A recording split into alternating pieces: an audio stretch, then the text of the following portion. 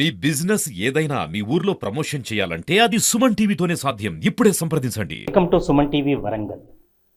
వరంగల్లో ఏసీబీ అధికారులమంటూ టోకరాకిన సంఘటన ఒక చర్చనీయాంశంగా మారింది, సంచలనంగా మారింది.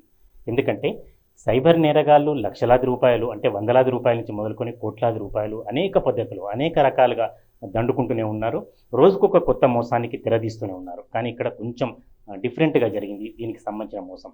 ఎవరైతే రవాణా శాఖ అధికారిగా ఉన్నాడో రవాణా శాఖ అధికారినే బెదిరించి తాము ఏసీబీ అధికారులమని చెప్పి ఏసీబీ వలలో పడొద్దు అని చెప్పేసి మిమ్మల్ని రక్షిస్తామని చెప్పి లక్షలాది రూపాయలు డిమాండ్ చేయడంతో చివరకు నమ్మిన ఎవరికైతే చెప్పాల్సిన వ్యక్తో ఎవరినైతే జాగ్రత్తగా ఉండమని చెప్పాల్సిన అధికారి సాక్షాత్తు motor vehicle inspector Warangal motor vehicle inspector Jaipal Reddy అనే వ్యక్తి చివరకు ఆ ఏసీబీ అధికారులు నకిలీ ఏసీబీ అధికారులు పనిన ట్రాప్లో ఇరుక్కుపోయారు. 10 లక్షల రూపాయలకు పైగా సమర్పించుకున్నారు.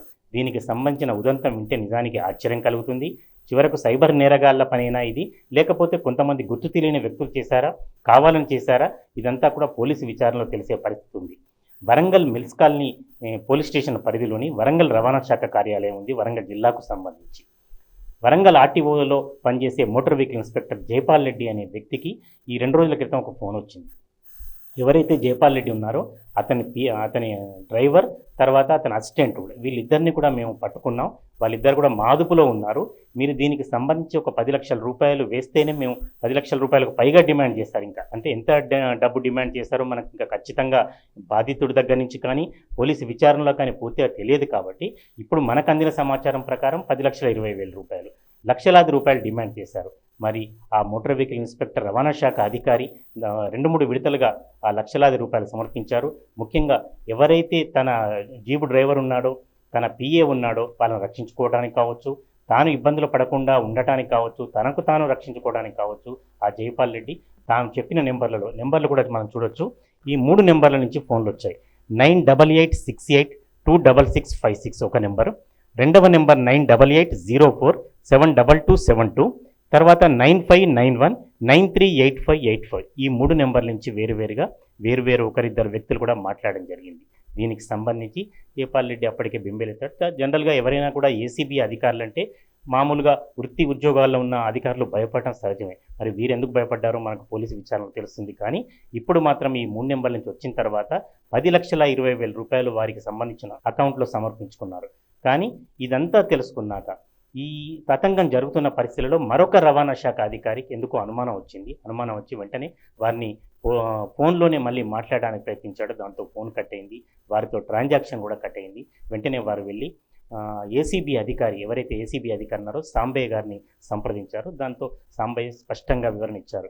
ఎప్పుడు కూడా ఏసీబీ అధికారులు ఏ అధికారికి కూడా ముందు ఫోన్ చేయరు, ఎవరిని అటువంటి కిడ్నాప్ చేసే ప్రయత్నం చేయరు, తర్వాత అధికారులకు ఎప్పుడు కూడా నమ్మించే ప్రయత్నం చేయరు, అధికారులకు ముందు సమాచారం ఇయ్యరు. ఇదంతా కూడా ఫేక్.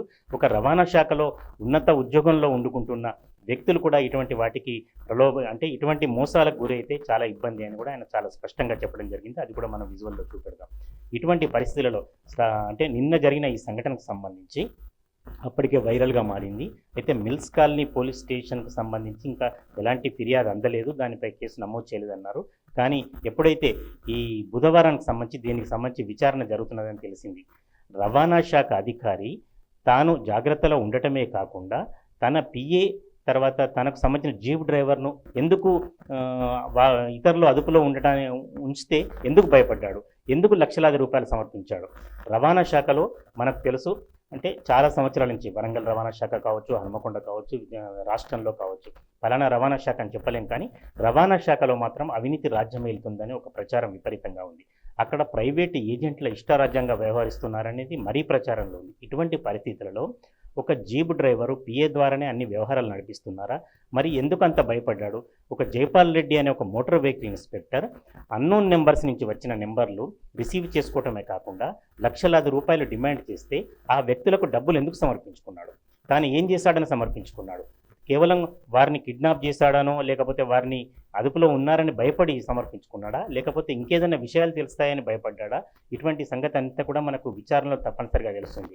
ఎందుకంటే కిడ్నాప్ అయితే వెంటనే ఆయన పోలీసులకు ఫిర్యాదు చేయాలి. ఆ కిడ్నాప్ బారి నుంచి రక్షించే బాధ్యత ఖచ్చితంగా పోలీసుల మీద ఉంటుంది. అటువంటివి కాకుండా తనే డబ్బులు వేర్వేరు విడతల్లో డబ్బులు సమర్పించుకోవడం, చివరకు మరొక అధికారికి అనుమానం వచ్చి రావడంతోనే ఈ తతంగం అంతా బయటపడటం. నిజానికి ఇదంతా కూడా $1 మిలియన్ ప్రశ్నగా మారింది. అసలు ఆ అధికారి ఎందుకు భయపడ్డాడు? ఆర్టీఏ ఆఫీసులో ఏం జరుగుతుంది? దీనికి సంబంధించి పోలీసులకు ముందే ఎందుకు ఫిర్యాదు చేయలేదు? ఆ జీప్ డ్రైవరు, పిఏ దీనికి సంబంధించిన ఈ వ్యవహారాల్లో ఏం వ్యవహారాలు చక్కబెడతారు? ఇవన్నీ కూడా రవాణా శాఖ అధికారి చెప్తేనే మనకు తెలుస్తుంది.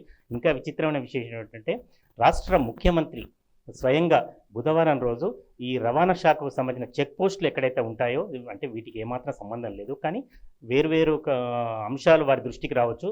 ముఖ్యమంత్రి గారే స్వయంగా చెక్ పోస్టులు కూడా ఎత్తివేయమని చెప్పారు. దాంతో సాయంత్రం పూట ఇప్పటివరకు రవాణా శాఖకు సంబంధించిన అన్ని కూడా చెక్ పోస్టులు కూడా రాష్ట్ర వ్యాప్తంగా ఎత్తివేయడం జరిగింది.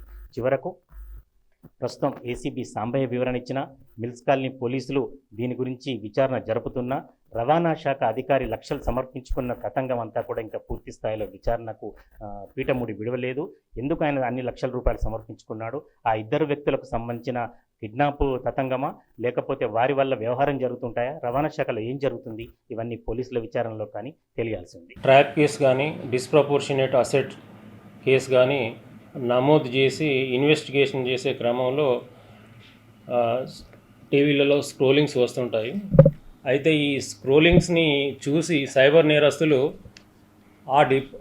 ఏదైతే మేము ట్రాప్ చేసినామో, ఏదైతే మేము డిస్ప్రపోర్షనేటెడ్ అసెట్స్ కేసు వేసినామో ఆ డిపార్ట్మెంట్ హెడ్స్కి మరియు మిగిలిన జిల్లాలో ఉన్నటువంటి వారికి కూడా తాము ఏసీబీ ఆఫీసర్స్ అని ఫోన్ చేసి వారి వద్ద నుండి డబ్బులు డిమాండ్ చేసి అకౌంట్లలో వేయించుకున్నట్లుగా మాకు గతంలో కొన్ని కంప్లైంట్స్ రావడంతో వారికి కన్సర్న్ పోలీస్ స్టేషన్లలో కేసులు నమోదు చేయమని చెప్పి మేము వాళ్ళకు సూచించడం జరిగింది.